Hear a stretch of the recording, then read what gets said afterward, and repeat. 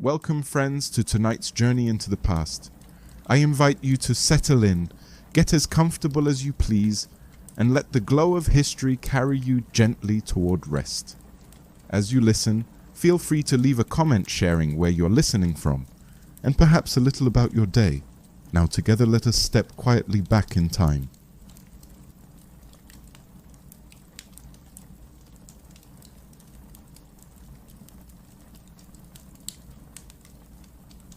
Pompeii, 70 CE. The Flavian peace is young, Vespasian's eagles have settled, yet the city still wears the earthquake of 62 in its bones. Scaffolds rise, fresh plaster blushes beside older ashlar. The Sarno's damp breath drifts through lanes where bakeries turn lava stone mills and fullers tread cloth in sour vats. Along Via dell'Abbondanza, fountains pour the aqueduct's discipline into bronze spouts. Mule hooves chime on basalt pavers set in the Republic's confidence. In a tighter grid of alleys near the markets, wayfinding is practical. Carved symbols, painted arrows, and small reliefs promise services with few words. Here, the Lupanar's 2 stories knot around a narrow corridor. Rooms no larger than the span of 2 outstretched arms, each with a masonry bed, a shelf, a curtain hook, a lamp. 4th-style frescoes, red fields bordered with fine filigree, mythic medallions, delicate architecture that exists only in paint, give compressed grandeur to close quarters. The business within is ordinary as bread and coin. At this hour, atmosphere is the true occupant. Terracotta lamps chewing olive oil, the tap-tap of sandals, voices wrapped in cloth. Prices and boasts linger as graffiti, Latin and Old Oscan, layered like the wall plasters themselves. Vesuvius sits to the north, a dark, patient mountain. The night sky feels volcanic only by association. A deeper black, star-pricked, as if the city were a small ember cupped in a giant's hand. No spectacle, only the human murmur of a provincial port town, counting its hours in water, light, and stone.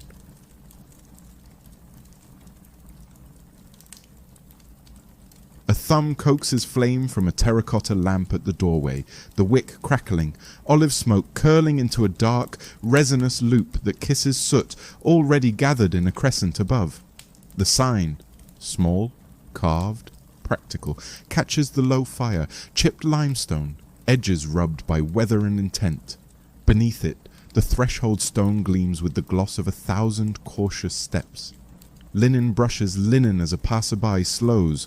Bronze coin meets bronze coin in a pocket with a private chime. From the alley, water mutters over a shallow rut toward the gutter. From somewhere deeper in the house, another lamp answers with its soft, wet flutter. The plaster here is warm in tone, cinnabar fields bordered by the blue of ground glass, paint that makes even this cramped bite of doorway a stage. The door timbers, sleeved in iron straps, exhaled the day's heat into the cool. Air tastes faintly of wine gone thin and lamp oil, with a dusting of flour that must have ridden a baker's cloak down the alley. A cat pauses on the stepping stone, eyes 2 imperfect pearls before threading past the door jamb. The mountain is not visible from here, but its idea is how the night seems deeper, weightier, as if every sound, even the smallest, is set like an intaglio in black stone. Footsteps approach, slow, then pass. The lamp trembles in the wake, a little sea on a clay shore, and steadies.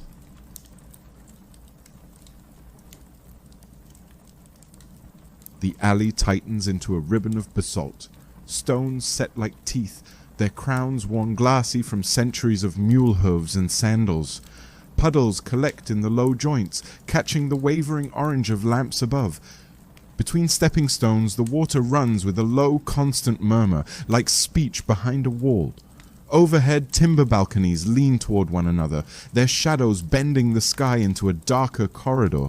A thread of laundry left too late sways in the night draught, its cloth whispering against itself. Farther off, a mule gives a soft nasal huff. Brass harness rings, trembling faintly. Here, sound is both near and muffled, sandals brushing stone, hushed voices slipping through shutter cracks, and the hollow drip of water from some unseen gutter. The air smells of damp mortar and faint smoke with a grain of yeast on it, the ghost of a nearby oven still cooling. Every wall surface holds history in layers, reticulated stone patched by later brick, lime wash chalked thin where hands have leaned. The alley bends, closing the view to anything more than the next 10 paces, so the lamp niches become beacons, little hearts beating amber in the black. A passerby's shadow stretches and collapses as he moves, then vanishes into the deeper dark.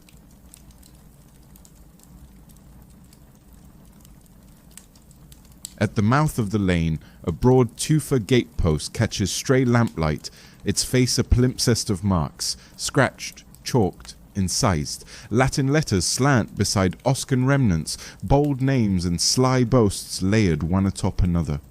Some carve crude figures, a trident, a heart, a merchant's mark. The plaster surrounding the post carries faded red wash, peeling in flakes that reveal earlier coats beneath. Under fingertips the grooves feel soft, as though time itself has worn them blunt. A thumbprint in old ochre lingers like a fossil.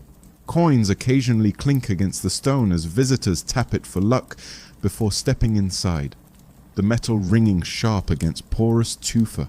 Above, a small smear of soot shows where a torch once burned, its black tongue staining upward. The air is close here, smelling of stone warmed all day and now releasing its heat, mixed with resinous smoke drifting from lamps. Around the corner, voices coil, laughter woven with quieter tones, distant enough to sound almost like echoes. Somewhere in the alley's mouth, a dog paws softly, nails clicking on basalt before silence folds back around. A single block of pale tufa lies sunken into place, serving as both step and silent witness. Its surface is worn smooth at the center, edges rounded like river stone from countless leather soles. The lamplight finds tiny veins of quartz glinting faintly, a constellation underfoot. Charcoal soot, tracked by sandals from nearby braziers, leaves faint black smudges across its grain. When weight presses down, the hollow beneath answers with a dull, stone-deep thrum. A strand of straw clings to one corner, blown from some passing mule's load. The cool of night clings to it, but faint warmth lingers where the day's sun pressed hardest. Just beyond, the pine door, iron-banded, leans closed against its bolt. A faint creak breathes from its hinges, each time the night air nudges it. As someone steps across, the stone receives the sound, soul to grit to rock, amplified for a brief heartbeat before the corridor swallows it whole. The scent here is thickened by oil smoke, a resinous sweetness layered with damp mortar. Silence gathers after each passing footfall, as if the stone itself exhales relief at a pause in its eternal labor. The corridor stretches forward in a tight T-shape, stone underfoot and plastered walls pressed close enough that two men passing would brush cloaks. The width is scarcely wider than an outstretched arm, built for function more than grace, yet every surface is painted, even here. Lime-wash coats the upper bands in pale cream, cracked faintly where the quake once shifted the walls, while lower registers carry fields of deep red, framed by thin ochre lines, their pigment glimmering unevenly in lamp glow. A faint draught runs the length, stirring shadows so they seem to breathe along the walls as if the house itself were alive. On the left, narrow cubicula open one after another, each doorway only a few paces apart, cut by simple wooden lintels darkened by smoke and hand oils. To the right, a short passage runs deeper into the back rooms where amphorae lean and latrines trickle unseen. Above, the ceiling is low, beams of pine blackened with soot, and between them patches of plaster painted once in pale blue, now dulled to ash grey. A single oil lamp fixed in a shallow wall niche burns here, its flame a golden bead dancing in the draught, throwing long shadows that leap like dark figures across the floor. From deeper within comes the muffled sound of voices, softened by cloth and plaster, no louder than waves against a quay, and from the alley a faint gurgle of water seeps in, reminding the corridor that Pompeii never quite sleeps. The air carries a blend of smells: smoke, olive oil, damp stone, and faintly wine souring on an amphora mouth. The effect is claustrophobic yet strangely warm, like stepping into a chamber both secret and ordinary. Along the corridor's walls, shallow niches cut into plaster cradle their fragile guardians, terracotta lamps with wicks trembling in shallow pools of olive oil. Each flame sputters in rhythm with the draught, creating a wavering dance of light and shadow across the painted panels. The lamps themselves are simple, their clay molded into ovals with small nozzles blackened from long use, handles shaped like loops for quick lifting. Smoke lifts in threads, curling upward to freckle the ceiling beams with dark blooms, making constellations of soot. Their faint hiss and occasional spit echo against the narrow walls, filling the hush with a low heartbeat of fire. The plaster around the niches is stained darker, halos of resinous shadow where countless flames have once burned. Beneath them, the floor glimmers in wet patches where water tracked in from the alley has not yet dried, reflecting the light like small shards of bronze.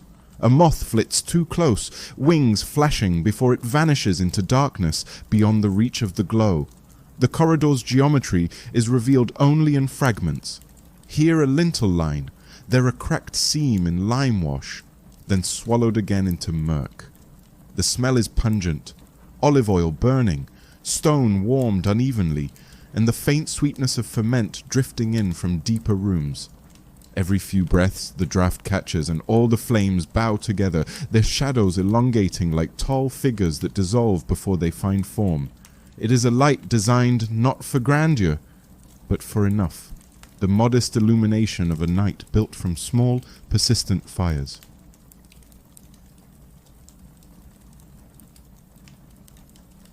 The corridor bends and widens into a small chamber where the walls bloom with painted architecture more delicate than the masonry itself.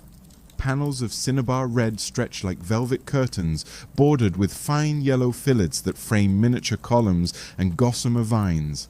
Between them hover medallions, mythic scenes and winged figures painted so thinly the plaster seems to breathe color rather than hold it. Egyptian blue lingers in the borders, a pigment prized, luminous even under low flame, glowing like cooled glass in the lamplight. The surface bears scars, hairline cracks from the earthquake, chips where plaster has fallen away to reveal coarse mortar beneath, yet the artistry still commands the eye. Smoke drifting upward stains the upper borders in faint brown smudges, giving the illusion of clouds drifting through painted architecture.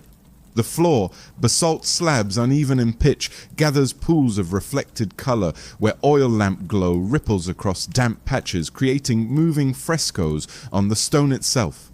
The faint scent of lime and pigment dust hangs in the air, sharp against the sweetness of burning oil. Every breath of the corridor seems magnified here. Distant voices muffled, sandals brushing stone, the whisper of a wool curtain stirring in unseen draught. The room is no larger than a merchant's booth, yet the painted walls lift it outward, offering imagined palaces and temples in place of plain plaster. For those who pause, it feels less like a room than a stage, each wall an illusion framing silence, each lamp a patient actor repeating its golden lines. Within the first cubiculum, the eye falls on a bed built not of timber, but stone.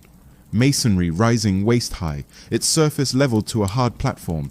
Straw ticking spreads across it in a loose mat, bound with coarse linen that smells faintly of oil and dust. The edges are rounded from years of weight pressing down. Tiny flakes of plaster chipped from the corner, where sandals or heels have brushed too close.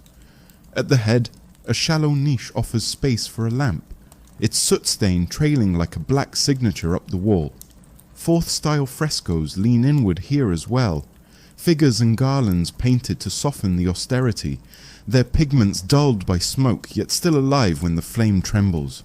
The linen rustles faintly as a draught passes, fabric whispering against the stone like a voice almost too low to catch.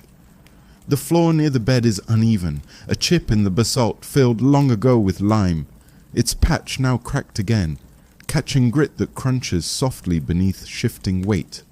The air is warmer in this little room, heat gathering in close walls, breathing out a mixture of straw, stone, and the faint vinegar tang of wine spilled once and rubbed into plaster. A bronze pin lies forgotten in a corner, half buried in straw, catching the lamp's glow for a heartbeat before shadow hides it once more. Every sound here is magnified. The rasp of fabric, the sigh of oil smoke, the faintest footstep in the corridor beyond, each tethering the silence to the presence of unseen lives moving just outside.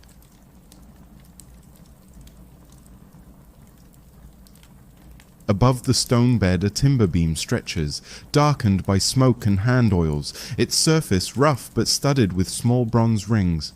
These hooks, hammered flat at the ends, hold the memory of curtains once drawn to divide space. Woolen drapery that creaked against metal when pulled. Now only a scrap remains.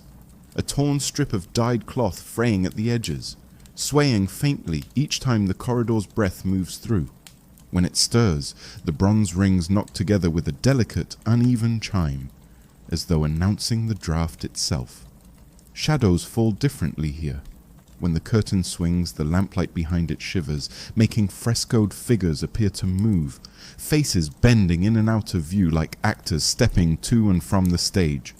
The plaster nearby is scarred with faint grooves, places where fabric brushed the lime wash again and again, wearing soft arcs into the surface. Dust drifts down when the beam creaks, tiny motes catching in the lamplight before vanishing back into the warm dark. The air holds the scent of old wool, mingled with olive smoke, sharper than straw but softened by age. Beyond the curtain line, the chamber feels divided, as if two worlds could exist within the same narrow walls, one in lamplight, one in shadow. And all the while, the corridor whispers just beyond, footfalls, a low cough, the scrape of sandal leather, sound leaking faintly through fabric that once promised privacy, but now provides only the memory of separation.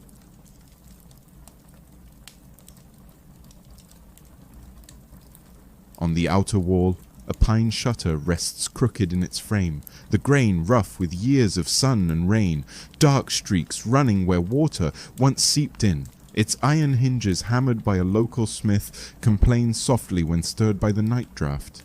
A weary groan that lingers in the narrow chamber. The latch is nothing more than a bent hook, polished bright where fingers and palms have lifted it countless times, the rest scaled over with rust the color of dried blood. Through a narrow gap, the alley beyond breathes in, a sliver of moonlight cutting a thin blade across the frescoed wall, paling the cinnabar pigment until it resembles fresh clay. Dust collects along the sill, mingled with the husks of moths and a stray olive pit fallen from some visitor's hand. When the air presses harder, the shutter thuds lightly against its stop, sending a hollow knock that echoes through the small room like a heartbeat. Each sound is amplified by the closeness. The squeak of hinge, the clink of latch, the soft thump of wood, all carried over the steady background of lamp flame and corridor murmur. Smells enter here too. Damp stone, faint yeast from a nearby bakery, and the sharper edge of night air, cooled by basalt paving stones. For a moment the chamber feels neither inside nor out, suspended in the thin exchange of air and sound that seeps through this wooden seam.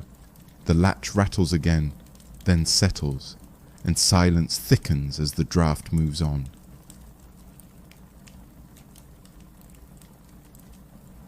At the far end of the passage, a narrow doorway opens onto a chamber scarcely larger than a cupboard.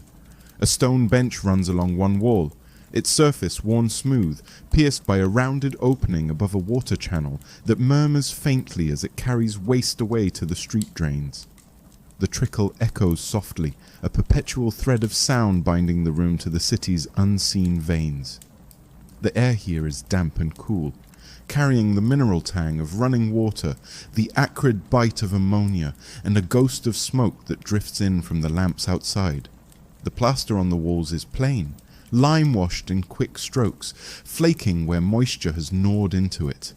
Beneath the wash, the rough fabric of tufa and mortar shows through in patches. A wooden bucket leans forgotten in the corner, its iron band rusted to orange powder, a small puddle haloing its base. A spider has drawn a delicate net across the upper beam, strands catching faint glimmers of lamplight from the corridor. The stone beneath the bench is etched with shallow grooves where sandals have scuffed again and again, and in the dim glow, the water itself gleams like a vein of polished glass. Silence is broken only by the occasional drip into the channel and the soft rasp of air moving through the vent above.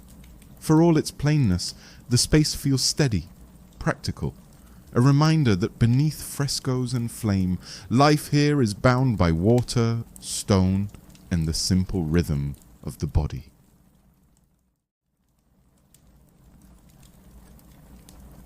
In a recessed chamber off the passage, a cluster of amphorae lean shoulder to shoulder like soldiers at rest. Their clay bodies are mottled, some pale buff, others deep orange, each scarred with scuffs and salt stains from journeys by cart and ship. The pointed bases rest in packed sand, keeping them upright, while their twin handles curve upward like folded arms. Faint chalk marks are still visible on a few scratched notes of content: vinum, oleum, lucerne, oleum. The smell here is thick and layered, sour wine breathing through porous clay, the heavier musk of olive oil seeping faintly, and the mineral dust of old terracotta. In the close air, droplets bead along one jar where a cork has shrunk, and they slip down to darken the sand beneath in tiny irregular stains. A rat scurries briefly between shadows, claws whispering against the wall before it disappears behind the jars. The flicker of the corridor lamp grazes their curves, turning each amphora into a column of shadow and glow, textures alternating between glazed smoothness and grit where the potter's hand once dragged. Some carry lids sealed with resin, dark and cracked like old honeycomb, while others gape open, their mouths rimmed in black soot from funnels used again and again. The faint clink of clay touching clay comes when the draft passes, as though the jars converse in low tones. For a space so utilitarian, the amphorae give a sense of abundance, quiet vessels holding the flavors and fuel that keep every chamber alive through the long Pompeian night.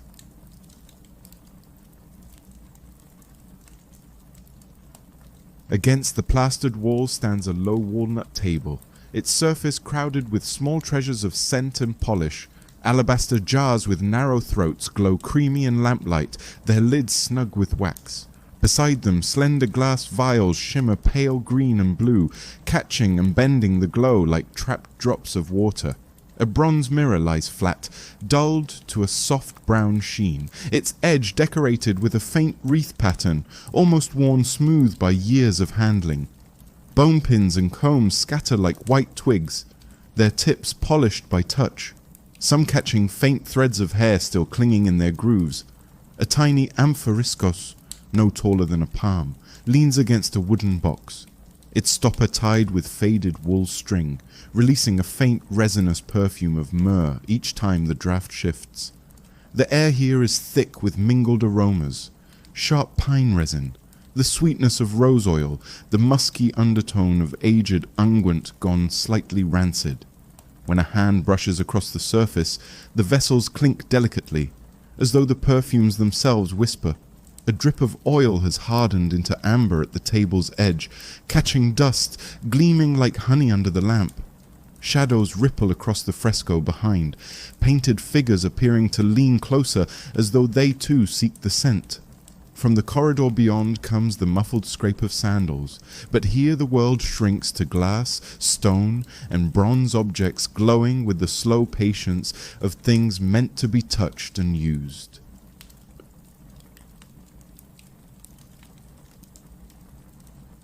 Near the entrance to the main hall rests a low stool with a walnut tablet balanced across its seat. Upon it lie scattered coins, quadrans, asses, the occasional sestertius, their bronze and brass surfaces gleaming dully under the lamp, edges worn smooth by decades of palms. A few are stacked in neat towers, others sprawled loose as though counted and left mid-task. The metal smells sharp, tangling with the richer aroma of olive oil smoke that pools in the room. At the side of the tablet, a wax writing board lies open, its surface scratched with fresh tallies, short marks and numerals cut by a stylus. The grooves darkened where soot-dusted fingers have traced them. A reed stylus, its tip dark, rests across the wax like a sword sheathed. Every so often, a faint draught stirs the coins and they clink together, a dry metallic murmur that sounds like a whispered conversation. One coin bears the faint profile of Vespasian, the emperor's features worn but still resolute, a reminder of authority that hovers even in this narrow house. The stool creaks faintly under the weight of the board. The tablet itself bears stains where oil and wine once dripped, leaving shadows of former nights.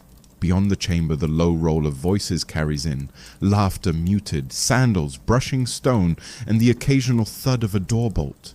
Yet here the rhythm is numerical. Coin, mark, coin, mark, a quiet arithmetic of survival. The lamp's flame trembles, light glancing off the coins so they seem to shift and blink as though alive, before stilling again in the hush.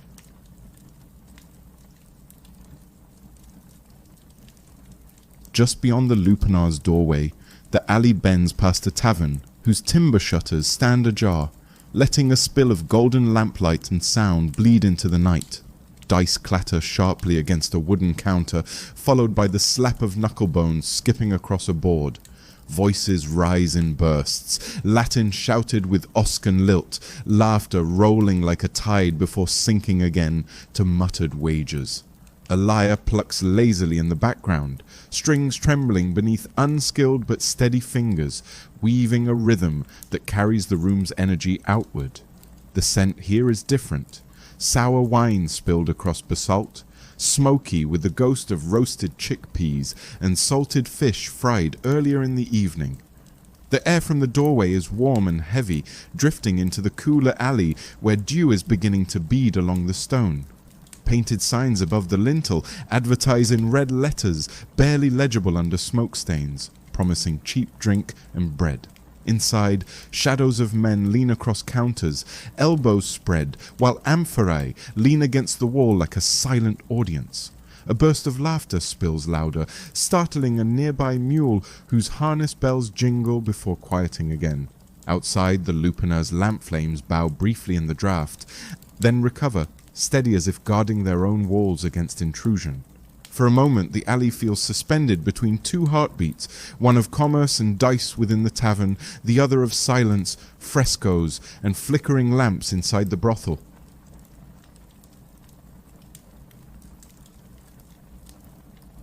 At the corner where alley meets wider lane, a fountain murmurs steadily, its voice the oldest in the quarter. A bronze spout, cast in the form of a lion's head, pours clear water into a limestone basin, worn concave by generations of jars and cupped hands.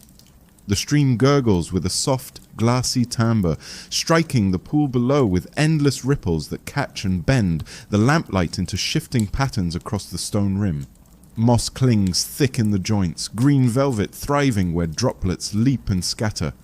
The paving stones beneath are polished to a dark gloss from centuries of splashing feet. Puddles mirror the faint outline of balconies above, broken only when a mule passes and its hoof scatters the reflection. A wooden dipper floats at the basin's edge, its handle smoothed to satin by countless grips, dripping rhythmically back into the pool with each breath of wind. From an open window nearby, the smell of lentils and garlic drifts faintly, mixing with the mineral sharpness of the water and the smoky tang of lamps. A boy fills a clay jug, the vessel moaning softly as it swallows the stream, then he vanishes into the night, leaving only the gurgle behind. Every sound in the street seems to fold into this fountain's voice, sandals scuffing, shutters knocking, voices passing low. The quarter orbits around its patient song, stone and plaster remembering the aqueduct's gift long after the drinkers are gone.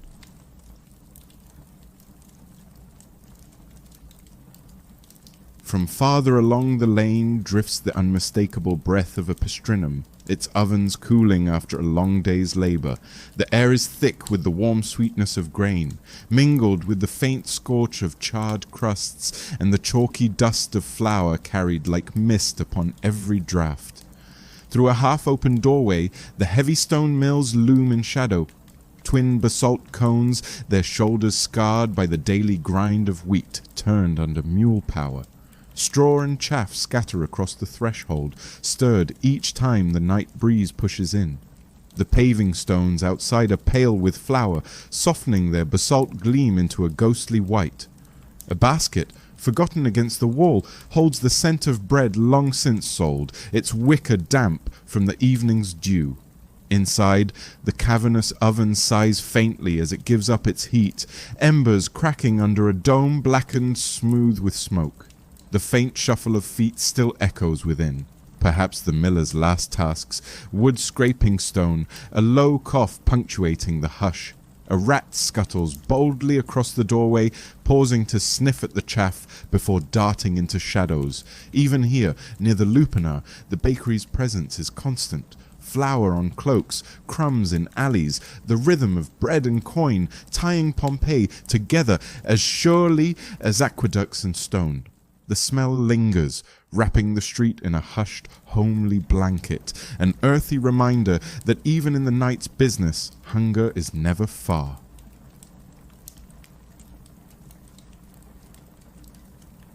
Turning down another narrow lane, the air sharpens with the unmistakable tang of the fuller's quarter. From low workshops drifts a sour vapor, ammonia rising from vats where cloth is stamped beneath bare feet. The rhythm of labor carrying long into the night. Wooden paddles slap wet fabric against stone, their steady cadence echoing between plastered walls patched with lime. The vats themselves are sunken into the floor, rimmed with brick and stained in shades of ochre, salt white and murky green where lye and urine have left their marks. Thin steam coils upward, catching lamplight as it escapes through open doors and roof slats. The soundscape here is unlike any other, the squelch of cloth underfoot, the splash of water slopping over brick rims, the rasp of brushes working grit into weave. The workers' voices rise and fall, chanting softly to pace the stamping, their words mingling with the chemical tang that bites at the back of the throat. The walls are streaked where splashes have dried into crystalline maps, a silent archive of years of fabric whitening. A timber beam overhead drips condensation, each fall striking the vats with hollow plinks. In the gutter outside, water runs cloudy and foamy, carrying remnants of dye and soapstone dust down the basalt incline. The smell pervades everything, wool cloaks, sandals, even the hair of passers-by, and yet it is accepted, ordinary, part of the invisible machinery that keeps togas bright, tunics clean, and Pompeii's public life polished for the daylight streets.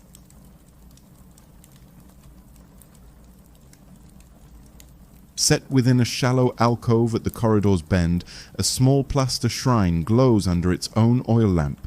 The figure of Venus rises delicately from a painted shell, her hair drawn in cinnabar strokes, one hand holding a mirror, the other raised in blessing.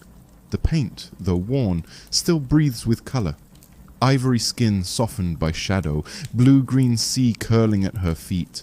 The lamp below her burns with a low hiss, its flame bowing gently as if in devotion, casting ripples of gold across her form. The niche is framed by a border of red and yellow bands flaking at the edges, with traces of gilding that once caught daylight more brilliantly. Offerings lie on the small ledge, dried rose petals curled into brittle husks, a bronze coin dulled to dark green, a tiny terracotta figurine of a dove.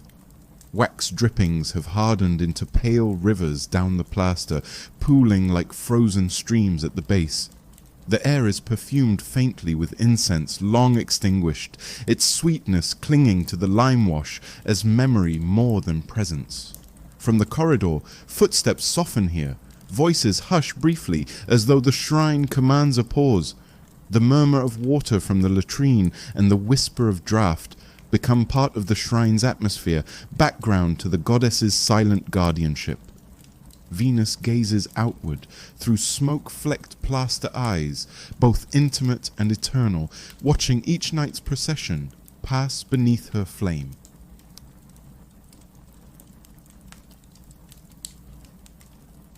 Beside the main entrance sits a stool worn smooth on its edges, its legs uneven on the basalt threshold. Upon it rests the figure of a doorkeeper, cloak draped loosely over his shoulders against the night's chill, posture bent yet watchful. In one hand he toys idly with a small bronze bell, the clapper clicking faintly against its shell each time his fingers shift. The lamplight paints his profile in warm relief against the plaster wall behind him, shadows of his hair merging with the soot marks above the doorway. Beside his stool, a clay jug leans against the jamb, half filled with watered wine, its rim chipped from long use.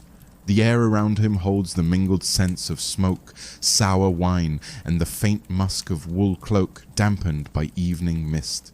From time to time, the pine door creaks as it sways gently on its iron straps, nudged by the breeze, and the doorkeeper steadies it with a lazy hand. His sandals scuff against the stone when he shifts, echoing low across the tight alley. Beyond him, the muffled chorus of the tavern carries faintly, dice rattling and laughter cresting, while from deeper inside the house the softer hush of voices filters outward. Between these two worlds he sits, marking the rhythm of passage with the soft bell's chime, a sentinel not of grandeur but of steadiness, bridging threshold and street, silence and murmur, lamp and night.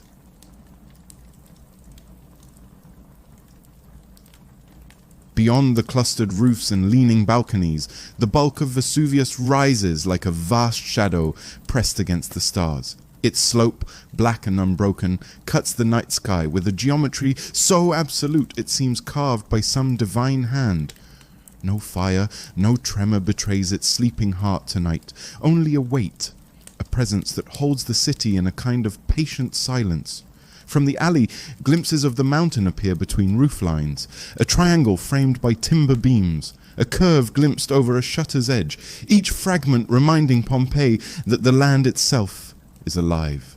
The stars above scatter cold light across the scene, their pale shimmer mirrored faintly in puddles along the basalt paving. The night air here carries a deeper chill, as though flowing down from the mountain's shoulders into the streets below, mingling with the warmer breaths of ovens and lamps. Dogs fall silent when they sense it, their earlier barks fading into stillness, tails curling close, even voices dim in its presence. Laughter from the tavern softens, sandals slow against stone, as though the mountain's quiet insists on being heard. The lamps sputter with steadier flame when the draught pauses, their smoke drifting upward toward the unseen slopes. To stand here is to feel the weight of time beyond human measure, a reminder that plaster, fresco, coin, and laughter are but sparks in the mountain's long night.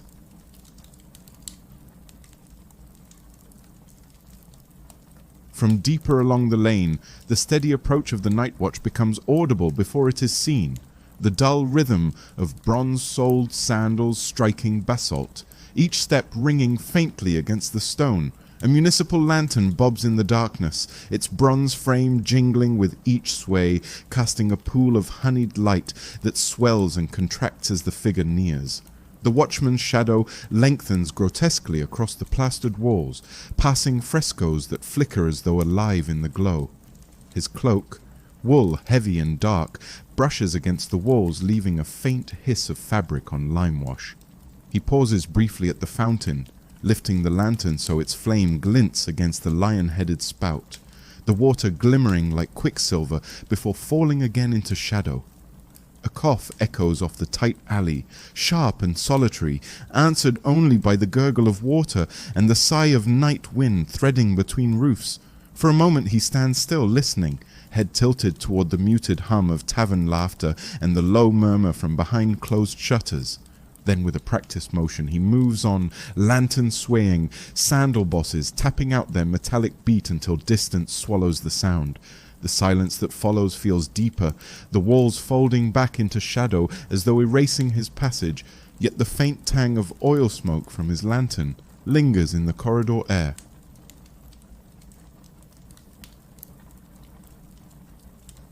Not long after the watch has passed, another figure moves through the lane, a peddler carrying a wicker tray slung by cord, the faint clink of glass betraying his trade before the man appears. Tiny unguent vials of iris blue and pale green wink in the lamplight, their slender necks catching the glow like captured stars. Some are stoppered with cork, others tied with waxed string, each reflecting the fire in delicate trembling sparks. The wicker creaks softly under their weight, and every step sets them ringing together with a thin crystalline chorus. His cloak smells of resin and travel, dust still clinging to the hem, while beneath rises the sharper tang of new-blown glass, an aroma of sand and fire that clings long after the furnace. He pauses beneath a wall niche lamp, the tray's contents illuminated as though upon an altar, glass glimmering, shadows weaving intricate nets across the plaster. A moth flutters past, striking one vial with a faint tap before vanishing into the night. No words are spoken, but the presence of the peddler adds its own texture to the alley, a reminder that even at this hour, commerce moves quietly through Pompeii, stitched into the fabric of tavern, fountain, and brothel. When he departs, the sound of glass against glass lingers like bells fading on the air, leaving the street once more to oil smoke, water, and the restless shuffle of night.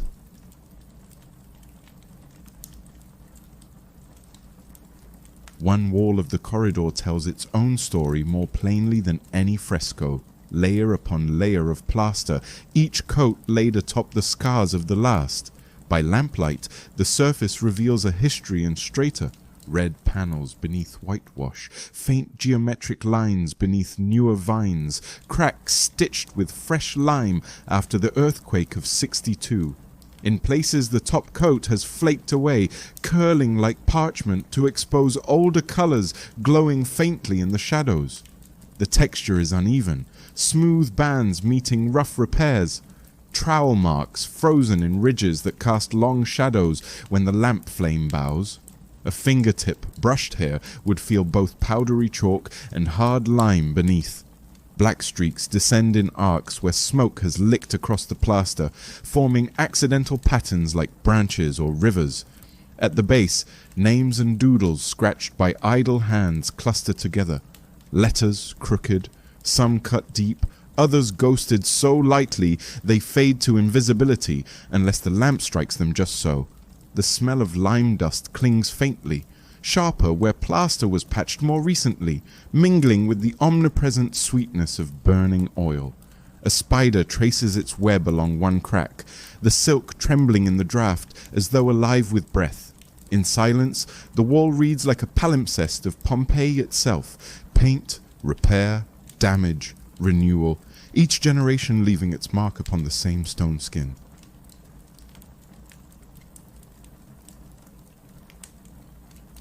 Overhead, the ceiling beams of pine stretch low, blackened with years of smoke that has drifted and curled until it settled in uneven freckles. By lamplight, the soot forms constellations, dark scatterings across pale plaster, their patterns accidental, yet strangely familiar. Clusters like Orion's belt, a spiral echoing the Pleiades, a smudge that could be a crescent moon. Each new night adds a stroke, every wick trimmed or lamp adjusted, etching another shape into this accidental sky. The beams themselves creak softly as they settle, resin sealed within them, releasing a faint sharp tang when warmed by the trapped heat of the corridor. Splinters jut from their edges, catching the glow in quick flashes like falling stars. Dust drifts downward at intervals, disturbed by the faint stirring of air or the shifting weight of wood, tiny motes gleaming before vanishing into shadow again.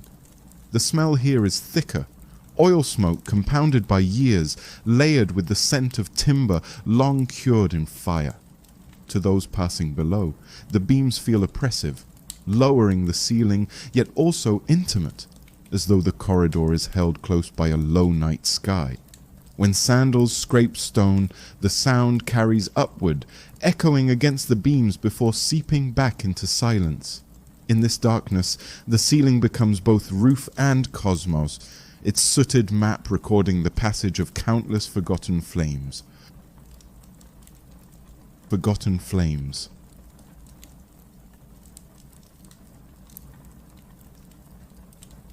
Set into the plastered wall is a shallow stone ledge, scarcely wider than a palm, yet cluttered with the remains of evening cups. A clay beaker rests there, its rim darkened where sour Falernian once lingered, a thin line of dried wine staining downward in a crooked rivulet.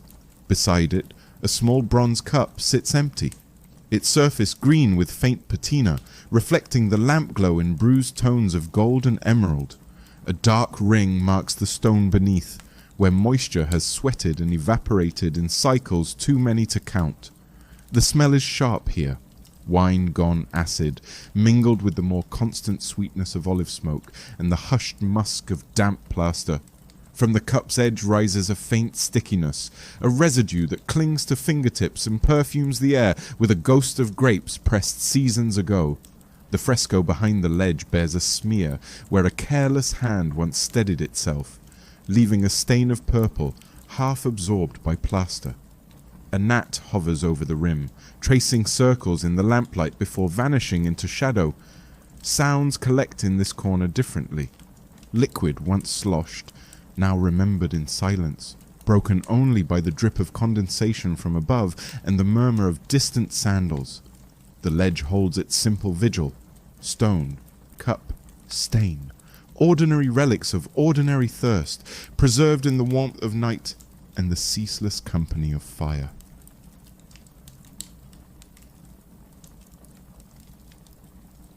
Through a narrow doorway, the corridor opens briefly onto a tiny courtyard, hemmed in by high plaster walls. Moonlight slips down like a silver blade, striking a patch of worn paving stones where rain once pooled, leaving dark circles etched into their face. In the corner, a clay jar leans against the wall, its mouth chipped, catching dew that gathers and drips from the eaves. From over the wall comes the muffled sound of neighbors at their own evening meal. Jug lifted, laughter rolling into handclaps, voices bouncing from plaster to timber until they reach this space as softened echoes. The scents here shift subtly. Roasted barley and warm bread mingled with faint incense smoke drifting from a nearby shrine, layered with the cool breath of night air drawn down from open sky.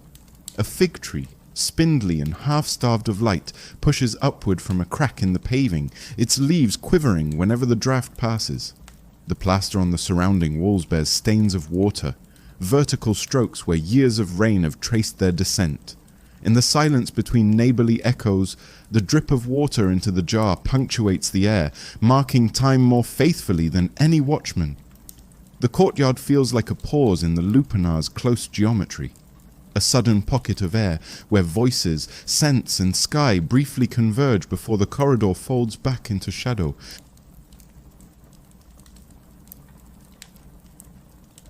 From the edge of shadow slips a cat, its body low, tail swaying like a pendulum as it threads between paving stones. Its paws make no sound on the basalt, yet the faint click of claws tapping occasionally betrays its movement. Lamplight glances off its fur in broken patterns, painting stripes where none exist. The animal becoming a living fresco of shadow and fire. It pauses by the fountain's puddle, lowering its head to drink, whiskers trembling with each ripple. A sudden draft lifts the fur along its back, and the creature freezes, eyes reflecting twin pinpoints of gold that blink once then vanish as it moves again.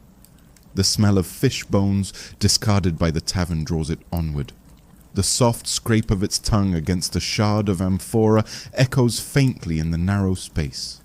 For a moment it leaps to a low windowsill, tail coiling, and sits statuesque against the plaster wall, its silhouette sharp as any painted deity. Behind it, frescoed vines seem to twist toward its form, red leaves trembling in flickering light. The silence is deepened by its presence. The small empire it rules unnoticed, a nocturnal map of scents and shadows. When it moves on, vanishing into the darkness between doorways, the only trace left is the faint memory of its eyes and the tiny patter of paws fading into the hush of the Pompeian night.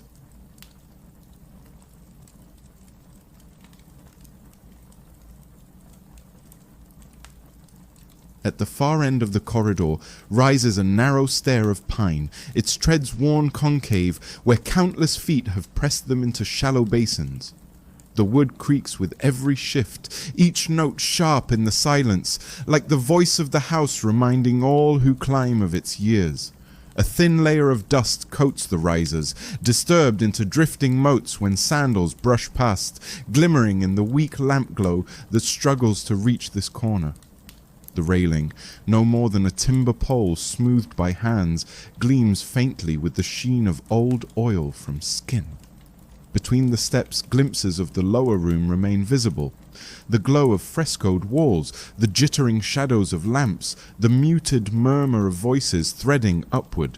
The stair smells of resin, sealed long ago into the wood, mingled now with the sourer breath of smoke that has settled deep into every fibre.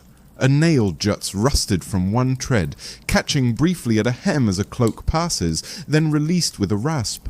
The ceiling above slopes low, closing in so that the act of climbing feels secretive, each footfall swallowed yet magnified, pressing the air tighter with each step. At the top, a shadow bends away into another corridor, a promise of more chambers folded into the dark geometry of the house. The stair stands as a narrow hinge between two worlds. Below, the pulse of lamps and frescoes. Above, the resin-dark hush of rooms less often seen.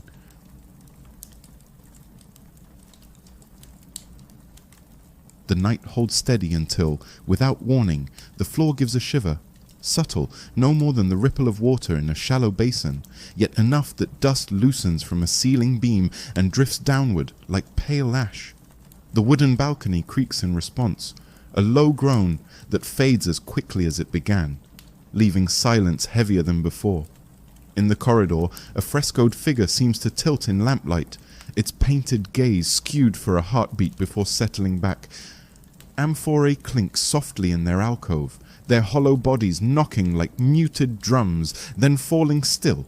From outside, a dog barks once, sharp and startled, then is quieted by its master's call.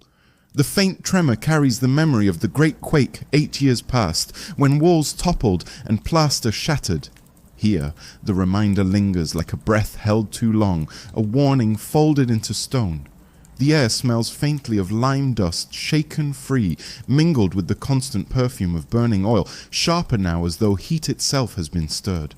For a few moments, footsteps still in the alley, voices fade to hush, and all the night listens for what may follow. But when nothing comes, sound resumes. Water trickling at the fountain, sandals brushing basalt, the restless shuffle of a mule. The house settles again, timbers ticking back into place, the plaster sighing as if exhaling relief, while the dust drifts downward, vanishing into the lamplight's trembling gold.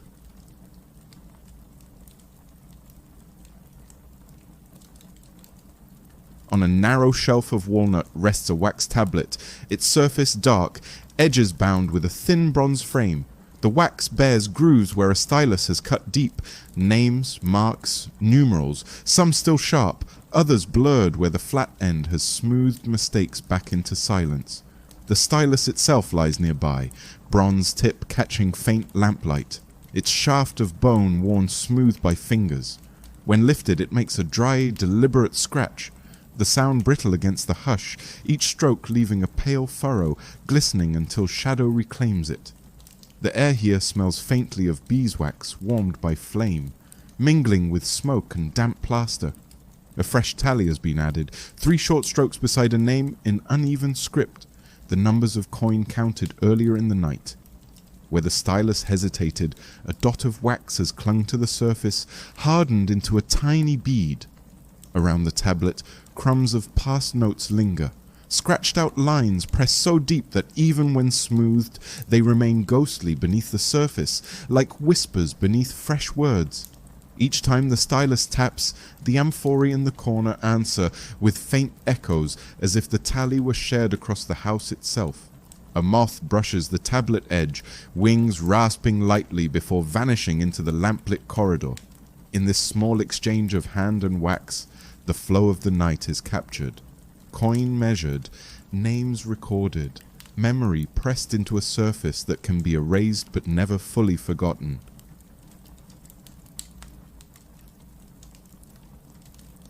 At the rear of the corridor stands a heavy pine door, its planks thick and strapped with iron bands hammered flat by a local smith.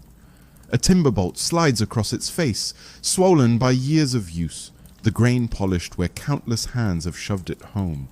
When drawn, it thuds with a deep, resonant weight, the sound carrying into the plastered walls like a drumbeat. The door's lower edge is scarred with nicks where sandals and boots have scraped against it, leaving pale crescents in the dark wood. Iron studs, once bright, have grown mottled with rust, their reddish bloom spreading faintly into the pine around them. In the lamplight, the iron hook that secures the bolt gleams dull, its curve worn to satin at the tip from constant friction. The air close to the door smells of damp resin and cool stone, tinged faintly with the metallic tang of worked iron. Each time the breeze slips in through cracks around the frame, the bolt rattles softly, reminding all of its burden. From outside, the distant shuffle of sandals fades, leaving only the low creak of the door timbers settling in their sockets. For a moment, the barred door seems less a barrier than a statement, holding night and street at bay, enclosing lamps and frescoes within, preserving the hush of a world built of stone, smoke, and memory. Its silence feels deliberate, a pact between wood, iron, and the darkness pressing on the other side.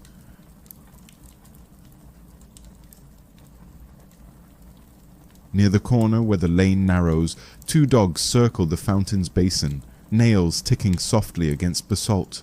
One lowers its muzzle to drink, lapping at the stream with slow, rhythmic strokes, while the other settles onto its haunches, ears pricked at every distant sound. Their coats glisten in the lamplight, catching golden sheen where water has splashed onto their fur. The lion-headed spout continues its tireless flow, bronze jaw darkened with patina, the water singing against limestone in a voice both gentle and constant. Ripples widen across the surface, fractured by the dogs' tongues, then fall back into stillness. A breeze pushes through the alley, carrying the mingled scents of wet fur, lamp smoke, and the mineral tang of water. From a shutter above, a faint cough escapes, followed by silence, while deeper down the street the tavern still hums with laughter and dice. The resting dog shifts, curling into itself, sighing once before laying its muzzle upon its paws. The sound of water folds over it, masking the city's smaller noises, steady as a heartbeat. For those who pass, the sight is unremarkable, dogs and fountain, night and stone. Yet here in the hush, it feels eternal, as though Pompeii's very pulse has been bound to this quiet duet of beast and stream.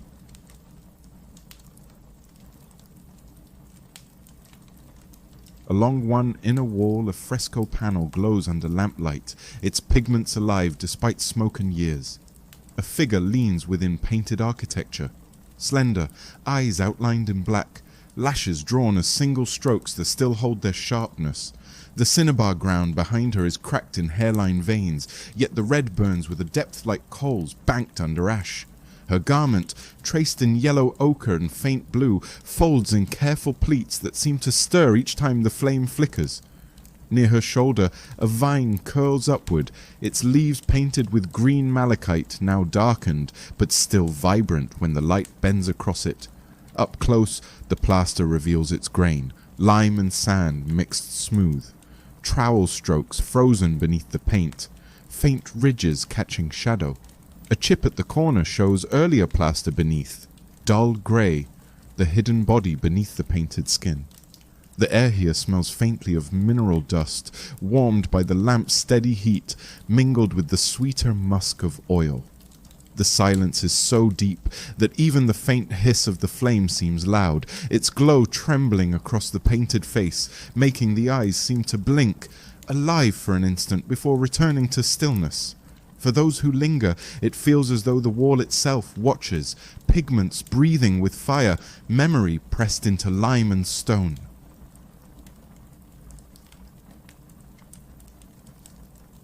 Through unseen cracks in shutter and beam, a current of night air glides into the corridor, carrying the scent of damp stone and the faint resin of olive groves beyond the city walls. It hugs the floor first, stirring scraps of straw and chaff into slow motion, then rises, bending the flames of the wall lamps in unison, so that shadows stretch suddenly long and thin across the frescoes.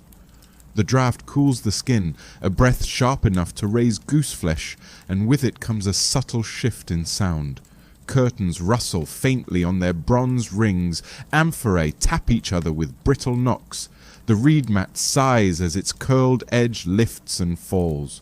Smoke, once drifting lazily, is drawn sideways, tracing a black arc along plaster until it disperses into the deeper dark above.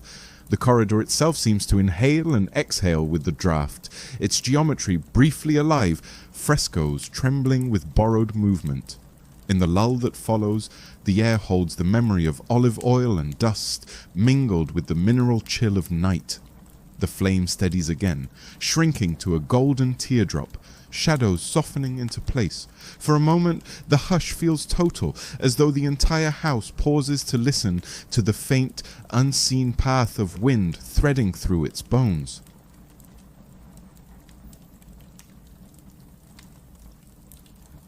Faintly, from beyond the clustered roofs and winding lanes, drifts the low, irregular hum of Pompeii's amphitheatre.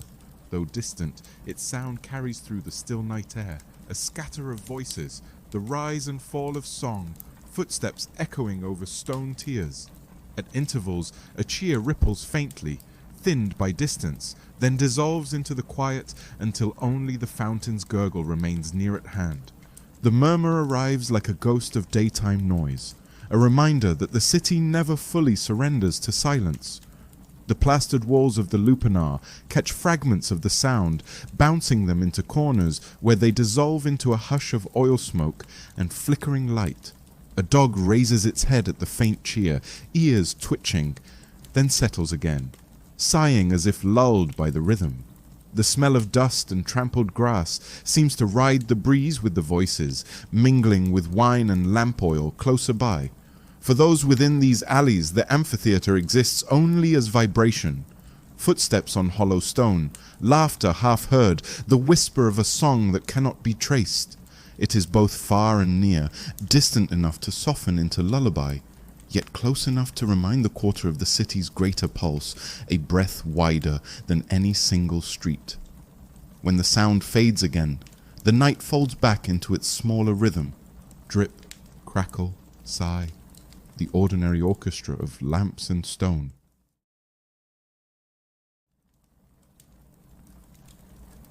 Just before dawn, a thin cryly cuts across the hush, a cockerel calling from some distant yard beyond the walls.